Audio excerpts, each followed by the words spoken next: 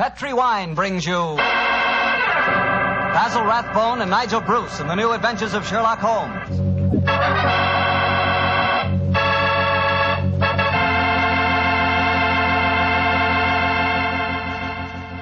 The Petri family, the family that took time to bring good wine, invite you to spend the next half hour listening to Dr. Watson tell us another exciting adventure he shared with his old friend at Master Detective Sherlock Holmes. And I'd like to tell you about something you ought to share with your family before dinner. And that's Petri California Sherry. Because Petri Sherry can make that time before dinner a high spot in your day. That Petri Sherry is a truly fine wine. Its color is a deep amber, rich and inviting. And the wine is wonderfully smooth and full-bodied. Flavor, just swell. Honestly, I mean it when I say the best beginning a good meal ever had is a glass of Petri Sherry. Oh, and look, if some of your family like their sherry dry, you know, not sweet, they'll really like Petri Pale Dry Sherry. So to be sure you please everyone, don't buy one, buy two. Buy the regular Petri Sherry and Petri Pale Dry Sherry. And be sure you look for those letters P-E-T-R-I, because they spell the proudest name in the history of American wines, Petri.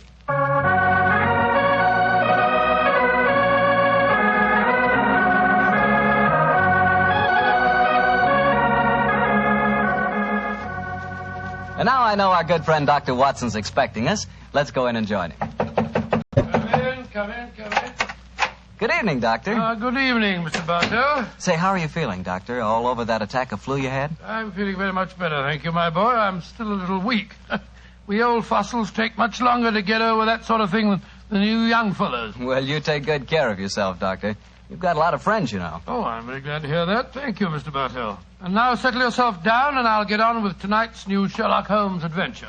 Where did it take place? You may not be familiar with the names of Jersey, Guernsey, Alderney, and Sark, but those are the four principal islands that make up the group known as the Channel Islands. Oh, yes, Doctor, I have heard of them. Somewhere in the English Channel, aren't they? Between the southern coast of England and the northern coast of France? That's quite right, my boy, though I very much doubt if you ever heard of the tiny island on which this story happened. It was the island of Garth, a minute but self-contained spot with a population of just under 1,000 inhabitants, subsisting, and from what I saw of the island in those days, subsisting very well on its dairy products. Was it under the rule of the British government, Doctor? No, Mr. Bartell, not exactly. You see, the island belonged to a family by the name of Horn. The head of the family, who was known as the Seigneur of Garth, was an independent ruler owing nominal allegiance to the King of England. That allegiance was expressed by one of those traditional ceremonies in which the Seigneur annually presented 1 pound of freshly churned butter to a representative of the British Crown. Times haven't changed much, have they, Doctor? Pound of butter is still worth a king's ransom. But tell me, what were you and the great Sherlock Holmes doing on the island of Garth? Well, I just coming to that, my boy, if you'll give me a minute. It was in the summer of 1896 when, to my utter amazement, Holmes informed me that we were going to the island of Garth as the official representatives of the British Crown to accept the annual presentation of butter. At the time, I must confess, I couldn't see why Holmes wanted to accept such a ridiculous mission. It was only as we approached the island in a small fishing boat that he told me a great deal more was at stake than a pound of butter.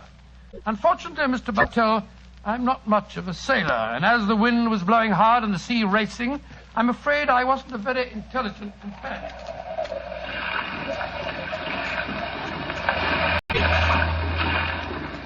Cheer up, Watson. We'll soon be there. I hope so. I feel wretched, Holmes. I must say the whole trip seems utterly ridiculous to me.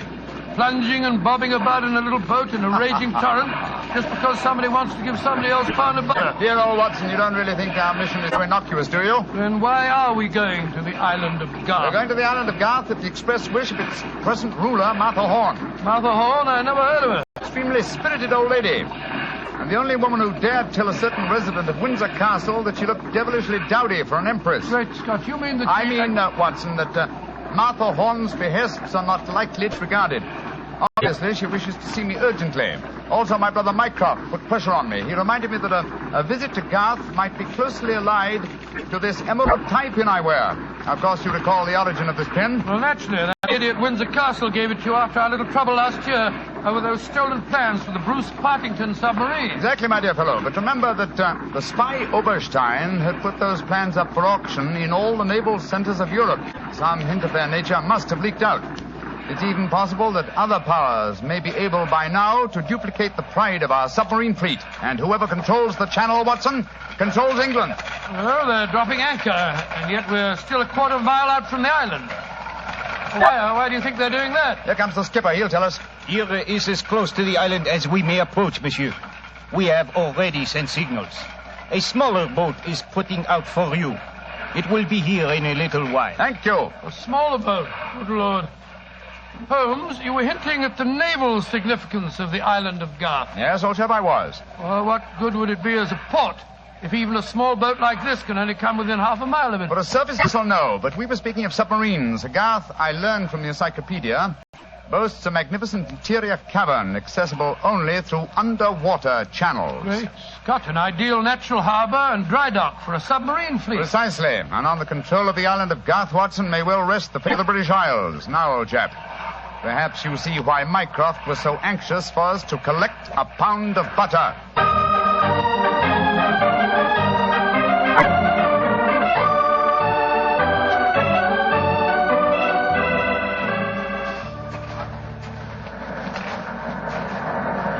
Holmes, doesn't it seem wonderful to be on land again? First the fishing smack, and then that wretched little rowing boat. Then the bucket swinging us up the face of the cliff. Now at last I can stretch my legs. Steady, old chap, steady, steady. Let me give you a hand. You'll soon get your land legs back again. Thank you. I'm a bit shaky, I must confess. Hello? Who's that couple walking towards us? Our welcoming committee, no doubt. How do you do? Mr. Sherlock Holmes and Dr. Watson. Permit me to present myself. I am Dr. Hugo Oberwald. How do you do, sir? How do you do, Doctor? And this is Mrs. Reeves, the housekeeper at Horn Castle, where you will be staying. How do you do? How do you do, Mrs. Reeves? Welcome to the island of Garth, gentlemen. We were deputed to come and greet you back to the castle. We can walk there across the cliff tops. It isn't very far. Splendid. I think my friend will appreciate traveling on terra firma once again. Dear me, Herr Doctor. You are not a good sailor, perhaps? No, perhaps about it, sir. I had a miserable crossing. I am sorry to hear it. I trust your short stay at the castle will be some recompense for the journey. The formal presentation of the butter will take place tonight. There will be no reason why you gentlemen cannot return to the mainland tomorrow. Oh, thank you, Mrs. Reeves, but it's more than likely that we shall stay on for a few days. Oh, it will be quite unnecessary. I'm afraid that is a matter for Mrs. Horn and ourselves to decide. I'm afraid that Mrs. Horn is incapable of making any further decisions. Oh, what do you mean, madam? Obviously, you have not heard, but the news is slow in reaching the mainland. Mrs. Horn died yesterday. Died? Good Lord, a natural death, I suppose. But, of course, I attended her myself. Simple case of heart failure. the poor lady died in her sleep. Shall we begin our walk to the castle? By Jove, Holmes, this changes things. You suppose it was a natural death? I suppose nothing, old fellow. But in almost 20 years of practice, I can recall precisely 3 clients, actual or potential, who died natural deaths. Come on, let's follow them.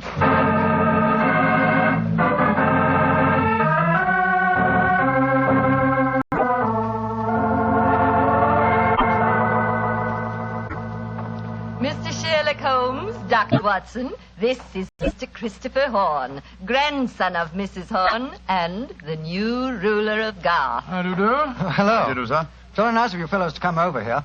Too bad you had to arrive just as the poor old gal kicked the bucket, though. Allow me to offer my condolences on your grandmother's death, sir. Yes, yes, indeed, Mr. Horn. Thank you.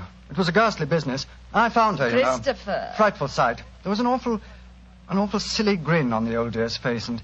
Don't you think it would be more to the point if you were to explain the ceremony in connection with tonight's presentation? You're right, Reeve. Reeve is a terrible tyrant, but she is efficient. Don't know what I'd do without her. Always ran everything for poor old Granny. Why, when the old girl was ill, she... Christopher, I gave you a schedule of the ceremonies this morning. What did you do with it? Dash it, Reeve, I don't know. Must have lost it. And I have my own copy in the study. I swear I don't know what I'd do without you. Excuse us a moment, gentlemen. I'll be back in a jiffy. Holmes, what in thunder's going on here? That boy's completely under the thumb of Mrs. Reeves. He was trying to tell us something, but that frightful woman kept changing the subject. He spoke of an awful, silly grin on the dead woman's face. Didn't that suggest something to you? By Jove, that's one of the characteristic symptoms of strychnine poisoning. Exactly, old fellow. And perhaps he was going on to mention the equally characteristic arching of the body. We've got to get Mr. Horn to ourselves for a little while, and you've got to examine the body of the dead woman. And it's going to be difficult. Is that a balcony outside the window? Yes, it is. Come along. Let's see what it leads to.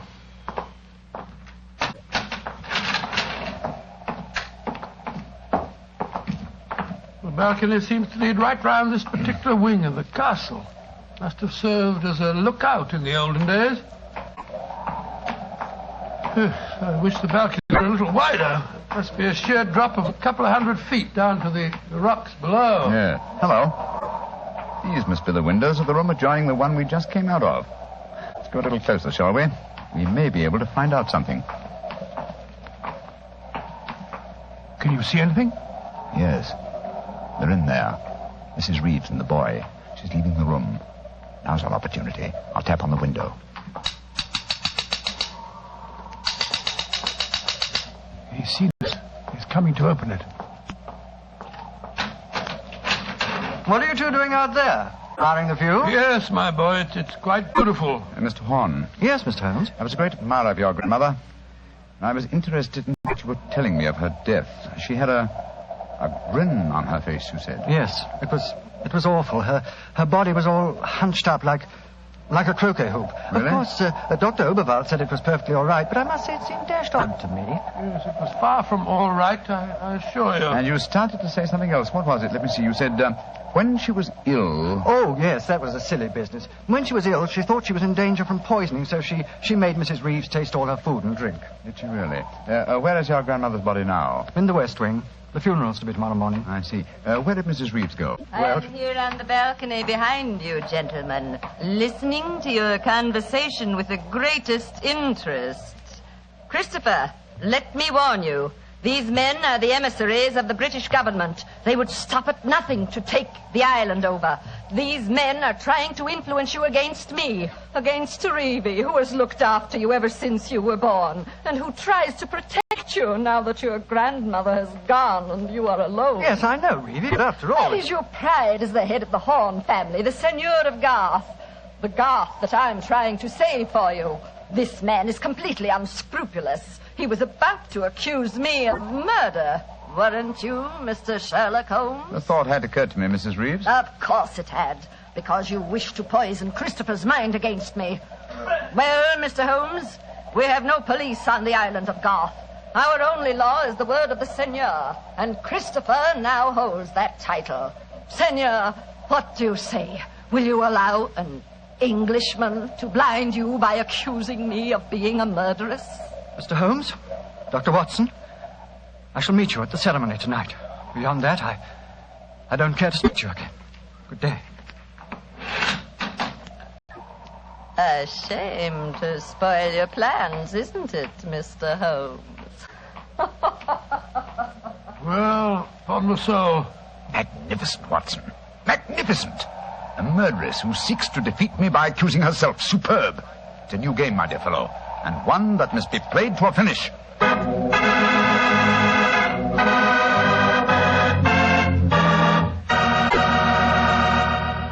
We'll hear the rest of Dr. Watson's story in just a second, so I'm just going to remind you that right now is one time you'd really enjoy a glass of Petri California Port. You couldn't ask for a more delicious wine. Petri Port, with its deep, rich red color and its heart of the grape flavor, is one of America's all-time favorite wines. Petri Port is wonderful after dinner and perfect to serve when company comes. Try it. But just remember that when you want the kind of port I'm talking about, you've got to make sure it's Petri Port, because all Petri wines are good wines. Dr. Watson, this is certainly an unusual story you're telling us tonight. What happened after Mrs. Reeves left you and Sherlock Holmes standing on the balcony? We retired to our rooms and had a quiet and lonely lunch. Though the great man said little, I could see that he was deeply excited and that his keen brain was evolving some plan that would enable us to solve the mystery of Mrs. Horn's death. After lunch, he started to descend the stairs leading to the main hall of Garth Castle. As we did so, Holmes said... Watson, We're in no danger ourselves. Mrs. Reeves knows that we're here as emissaries of the British government. Yes, and if we didn't return with the butter within a few days, there'd be a British dreadnought here looking for us. However, I am in danger of one of my worst defeats. My professional pride is piqued. If only I could... Watson. Yes, Holmes? If at any time today I slip you a note, don't read it at once, but... Shh. Here comes Mrs. Reeves. Precisely, Watson. I entirely agree. If I do not make the test on Mrs. Horn's body within 24 hours of her death, it will be useless. I must make it by 3 o'clock this afternoon. Mr. Holmes. Oh, yes, Mrs. Reeves. I want to apologize for my behavior before lunch. I was intolerably rude. Oh, please, no. Whatever my quarrels may be with British politics, I at least owe to both of you the dues of hospitality. That's very gracious of you, Mrs. Reeves. I wonder, would your hospitality also include a personally conducted tour of the subterranean caverns for which this island has become internationally famous? Would they really interest you? Well, I'm afraid that my friend and I won't have the time. Oh, yes, not at all, Watson, not at all. We have plenty of time, as long as we're back here by 3 o'clock. I'm sure Dr. Oberwald would be delighted to join us. He has made quite a study of the unique rock formation. Oh, that's splendid. It should prove a most interesting excursion. But, Holmes, why do we want to go stomping around a lot of damp and smelly caves? Well, the exercise will do us good, old fellow. Will you lead the way, Mrs. Reeves? And please remember that it's most important that I return here... I remember, Mr. Holmes. You must be back here by 3 o'clock.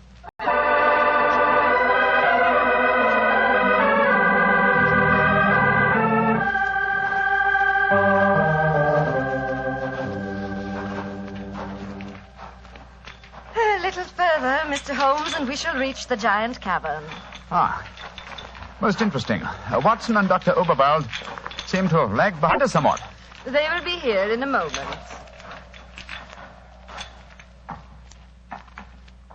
There. This is the giant cavern. Magnificent. Truly a miracle of nature. It's a natural submarine dry dock hewn out of the rocks. Yes, Mr. Holmes. And in the olden days, only the smugglers who inhabited this island knew the entrance that leads to this cave. The first seigneur of Garth found a cache of untold wealth hidden here. Really? Silks, jewels. There are still the remains of some of the finest Calvados brandy stored among these rocks. Indeed. An incomparable drink. Would you care for some? It is our custom whenever visitors honor us with their presence to offer them a glass. I should be delighted. There is a natural shelf here in the rocks. Perfect hiding place. Here you are, Mr. Holmes. And here is a glass. This is a rare privilege. I imagine that very few people have been offered it. Only our most distinguished visitors, I assure you. This cavern is completely inaccessible from the outer sea, I presume. Completely. Unless, of course, ships could swim under the sea. Which, as you know as well as I, they can, Mrs. Reeves, even outside the imaginings of Jules Verne. Indeed. Would you care to explore a little deeper? The others will be with us soon.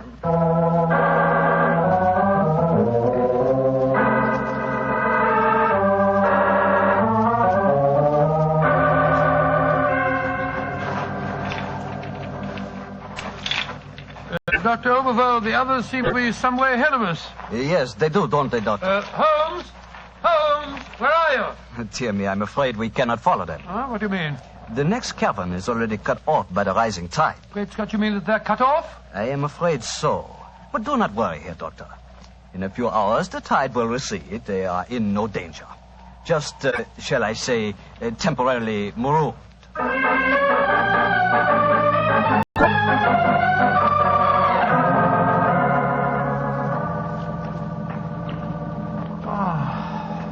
Understand it. I'm getting confoundedly sleepy. I'm so sorry. I'm afraid that we stayed here longer than I intended. I fear that we are cut off by the tides. Cut off? By the tides? We're in no danger. In a few hours, we should be able to return.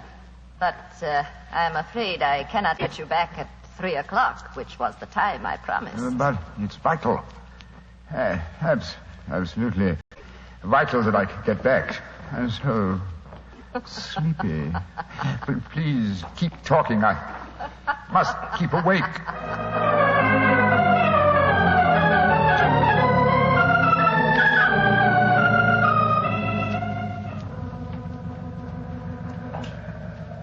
Dr. Oberhold, I must get to Sherlock Holmes at once. I am sorry, Herr Doctor, but we are not able to control the forces of nature.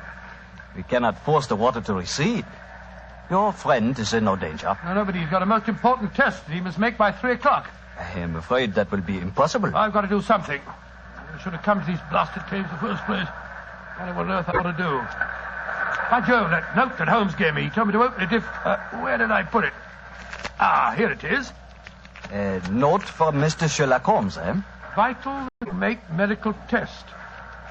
Great Scott, Dr. Overall, it's absolutely necessary for me to run to the castle at once. Indeed. A note from Mr. Sherlock Holmes, and now it is most important that you return to the castle. No, my fine English friend. I am afraid I cannot allow you to. Oh, I don't know how you propose to stop me, sir. You see this revolver? And do you see this stick? I warn you, Herr Doctor. Oh, no, you don't.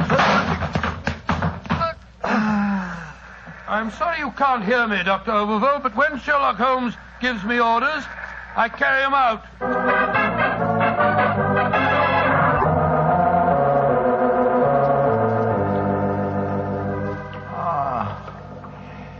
Mrs. Reeves, are we still trapped by the tide? Well, what time is it? 5 o'clock.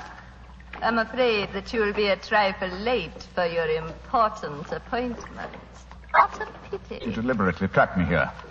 You drugged the brandy and kept me a prisoner. Did I? Now, why should I do that, Mr. Holmes? Because you're greedy of power. That's obvious in your domination of that pleasant though weak young man who is now Senor of Garth. I'm sure your beliefs would find support in certain ideologies now arising in Germany. Your choice of a German doctor as an accomplice in your plans would support that theory. And what might my plans be? I should say that you're determined to give Garth as a submarine base to Germany. With this island in their power, they could control the channel. Very interesting. And I suppose, as well as being a spy, I'm responsible for Mrs. Horn's murder? You and Dr. Oberwald between you. She was too strong for you. You had to get her out of the way. You probably made subtle attempts on her life at first, the origin of which you did not realize, but which caused her eventually to send for me. My arrival forced your hand, and so you and Dr. Oberwald resorted to the quite unsubtle expedient of poisoning her. All pure supposition, Mr. Holmes. The only law on this island is Christopher Horn. Do you suppose he'll believe you? No, I suppose he won't. You've outwitted me, Mrs. Reeves. I walked into your trap just as you intended me to. Then in that case, you may collect your pound of butter tonight and return to the mainland tomorrow. Mrs. Reeves, how much longer do we have to wait for the tide before we can make our way back to the castle? We can leave now. We could have left at any time. There's another secret entrance that is above the tide level. I merely had to make you overstay the hour of your test. I could not risk Christopher's seeing definite proof. Come now. I shall lead you back. You fool.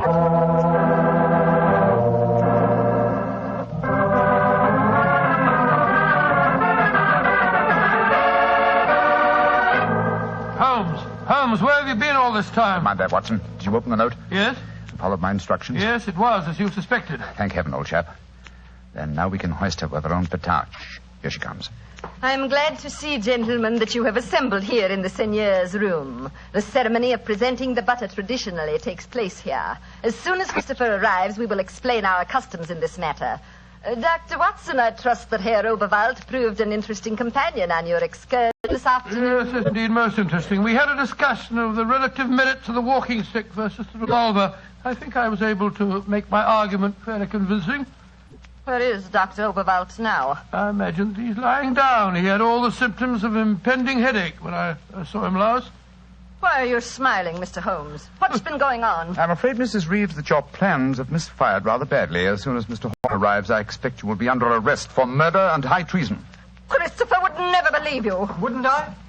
Mrs. Reeves, you poisoned my grandmother. Christopher, what lies have these men been telling you? You're the one that's been telling me lies. I believed you when you said you'd been tasting the old lady's food. But when Dr. Watson showed me the results of his test this afternoon, it was as clear as daylight. But the tests could prove nothing after 24 hours had passed. You said so yourself, Mr. Holmes. A deliberate lie, Mrs. Reeves. I'm afraid that I invented that mythical 24-hour test. I knew that as soon as I mentioned it, you would attempt to prevent my carrying it out. So I was delighted when you fell into my trap. You thought that you were shanghaiing me, whereas in reality I was shanghaiing you. My job is to prove your guilt to the senor. With your dominant presence away from the household, it was easy for Dr. Watson to make his test. You devil. You knew all the time. Oh, of course I did. But I had to deceive you. I'm glad my performance was sufficiently convincing. By the way, Mrs. Reeves, the drugged brandy was dreadfully clumsy. You didn't drink it, Holmes? Why, of course I didn't. But it was very unflattering to me that Mrs. Reeves thought I might. Mrs. Reeves, you realize what this means, don't you? I'm going to ask these gentlemen to take you and Dr. Oberwald back to the mainland with them tomorrow. And stand trial in a British court? Never. I was born on the island of Garth. I have lived here all my life, and I shall die. What are you up to? Stop! She's going out on the balcony. One day, Garth will belong to Germany. One day, the whole world will belong to Germany. Goodbye, you meddling fool. Goodbye. Great Scott, she's gone. It must be a couple of 100 feet to the rocks below. What a dreadful thing. I still can't believe she was a murderess and a traitor. Now, it's shocking. A shabby finish to a shabby business. Mr. Horn, I suggest that we make sure Dr. Oberwald does not escape justice, and that we then perform the ritual presentation of the butter. Yes, Mr. Holmes. The island of Garth will still pay tribute to England, and I think it always will.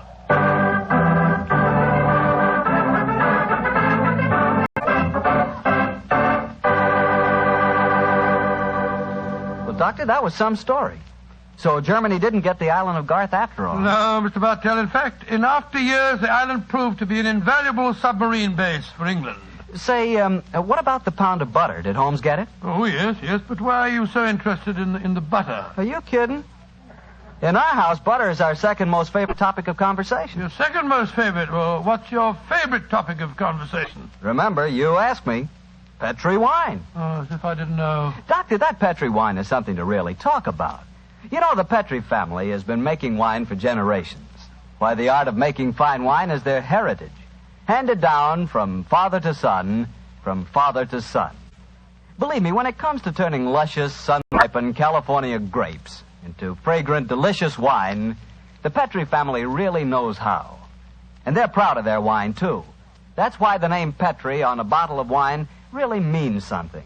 It's the personal assurance of the Petri family that every drop of that wine is good wine. It ought to be, because Petri took time to bring you good wine.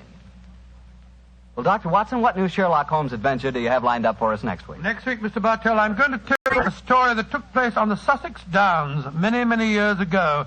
It concerns a young girl, a painter in watercolors, and a very wise old lady. I call it The Adventure of the Living Doll.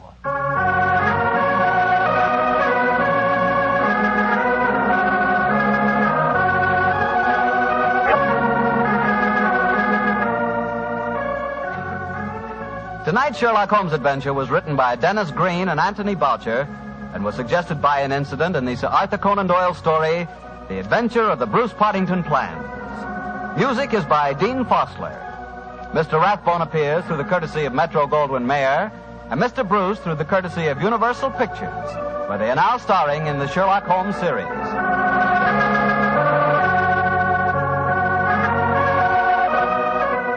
The Petri Wine Company of San Francisco, California, invite you to tune in again next week, same time, same station. Sherlock Holmes comes to you from our Hollywood studios.